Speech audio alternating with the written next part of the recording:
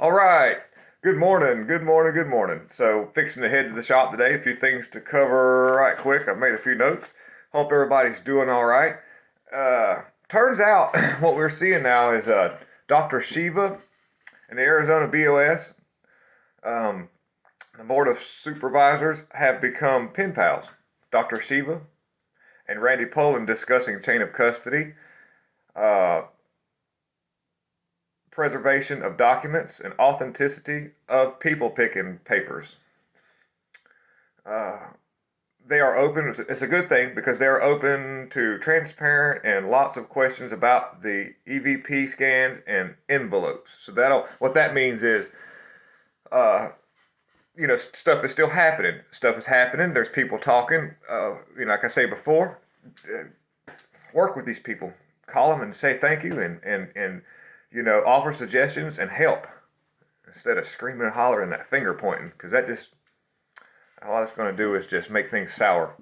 Um, the big Steve B from War Rooms, he was 45's campaign manager in 2016, credited to getting Trump through the primaries in that time because everything, he's such an outsider. Everybody was, there's like, it's not going to happen.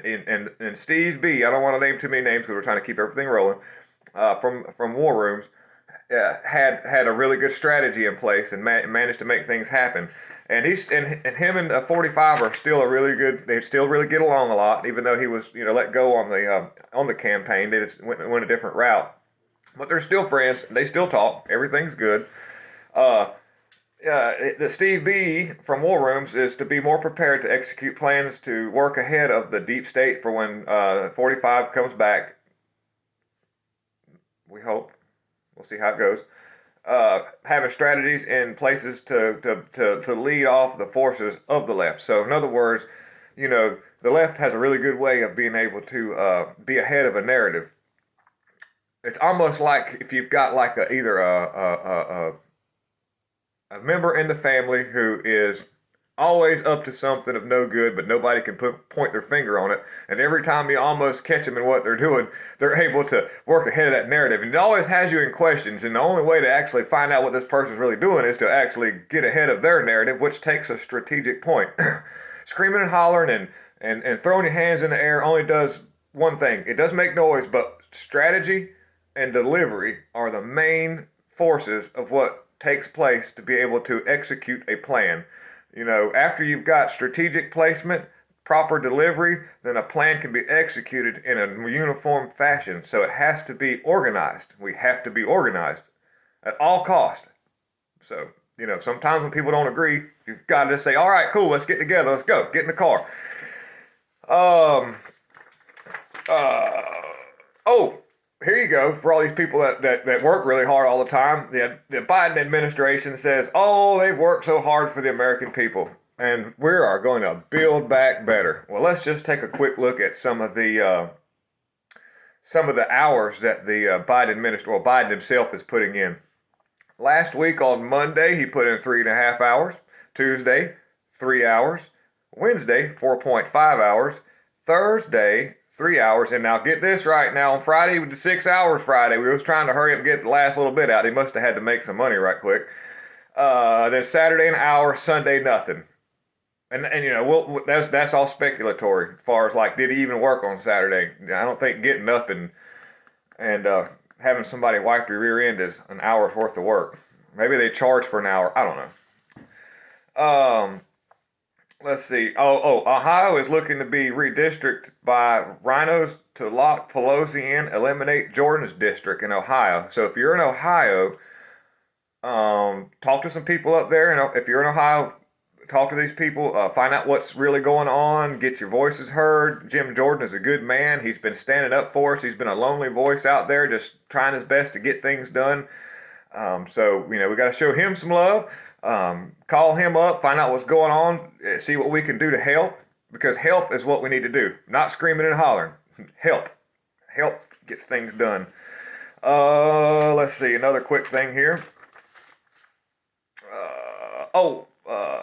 Trump's attorneys in Florida are looking into forcing Twitter to allow him back on Twitter. Now, I heard this, I would have had this yesterday, but I left my real notes at home and I went to work. and we had a big old outage.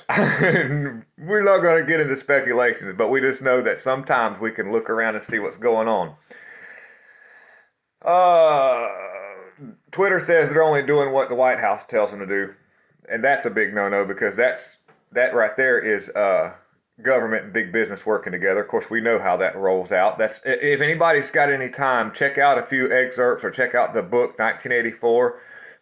Really, really good stuff. It's an old book written by just a mad genius, a man that just could really piece things together. And he wrote a sort of a fictitious book, but a prediction of what things were to be in the future.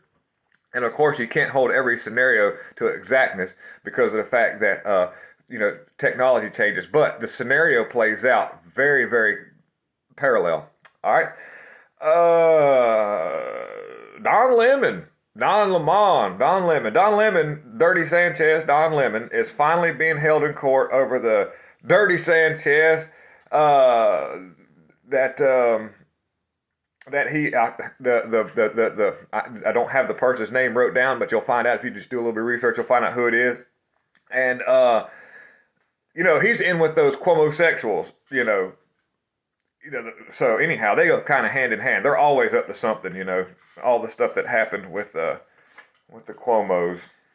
So Florida Dems cannot compete with DeSantis. They are terrified they will not win in 2022, and we need to keep them that way. We need to stay together. We got to stay together. All right. Hold each other's hands. All right, and then let's see here. And another little update about Scheller. So we recently heard some stuff out of Scheller that was sort of going against the Trump family, and that's perfectly fine because we are all entitled to freedom of speech. That man gets to say what he wants to say anytime he wants to because that was how America was built. Even though we don't agree with it, and people are asking for refunds from the organization called Pipe Fitters, which are taking up donations for Scheller and his family because of the crisis that they're in. And I agree with pipe fitters all day long. They're going to give refunds, but I don't agree. I think that if you gave the money to the people to help them out because you seen what was going on, you don't like what was said after that, you shouldn't ask for a refund because it shows bad character on your part because you just that was what you did. You don't ask for refunds when you give it to the GOP and they took and gave it all to Nancy Pelosi. So if you're going to start doing that, you might want to start emailing some more people because we get done like when things don't always go in your favor. Things aren't always going to go in your favor. And then again, if you don't give people a chance to work their angle and do what they have to do, you'll never see what happens at the end. There could be a whole nother scenario that takes place because of the fact that he is actually working a triangulated angle and these people won't give anybody a chance to do anything. Just sit back and watch a little bit. You don't think for one second that Scheller's going to just turn on us like that. There could be a whole scenario. And then again, he could be forced, because if you look into stuff that happens over there in China, when people are put under pressure by the Chinese government to save their family and their friends, they'll say anything. They're forced to make statements so that they can create negative propaganda to discourage and demoralize everybody. So quit taking things on so much face value and let things roll out a little bit and see what happens. Then do something. Stay together. Quit working against each other. We get so upset because we want everything our way. And, if we're going to work as a team, that means some people aren't going to get to eat ice cream right away. They're going to have to eat the beef jerky, and then when we get down there, your team member will get the ice cream. So you've got to quit worrying so much about, everything being your way. Because if that's the case, then you're just going to be like an individual in a world full of people. And that doesn't, we are that, but you got to get along. Anyhow, Facebook and pretty much all social medias went down yesterday. It looks like a global outage. Rumble says they had no issues. Pretty cool. Of course, Rumble is getting kind of YouTubey. I've seen some videos being deleted off of there. We won't worry about that. Verizon, Facebook, Twitter, Google, Getter, a few other companies all tied together went down on that global thing, and it looks like 50 billion was lost in those organizations, and then 7 billion was lost by Mark Zuckerberg. He lost $7 billion and kind of counting still at this point. because of the short outage that took place, just a little small outage. So, wow, what just a 5 hour impact did that. So if we could come together and kind of like half of us just didn't use it anymore, that would be like way more than a 5 hour interval. If half of the people on Facebook decided to just get off and do something else and go walk outside and talk to their neighbor, and then we would be a lot better off. And Facebook would be like, what can we do to help you? Instead of the other way around. Okay? Rumors out of China. China has been reduced to 3 days a week work production for manufacturing. Power outages cutting back 1 day a week. And China Evergrande suspending trading today. We will see ramifications across the globe because of this, because it's a big company. But we've got to remember that there's a lot of other things happening in China, and what we only know is off the surface because they're a closed internet, so only a certain amount of stuff is allowed to get out. And also, triangulated angles attack in different ways. So we've got this information. We've got to sit back and see what happens, because this propaganda is, look over here, look at this hand right here, or better yet, look at this hand, and the left comes up. This distraction is on the right, the left comes up. We'll call this propaganda hand. You're paying attention to this, that left hand just comes around, smacks the crap out of you. You don't even see it coming. So watch the shoulders, not the hands. That's a saying that I've been taught from some of the elders that I've been around.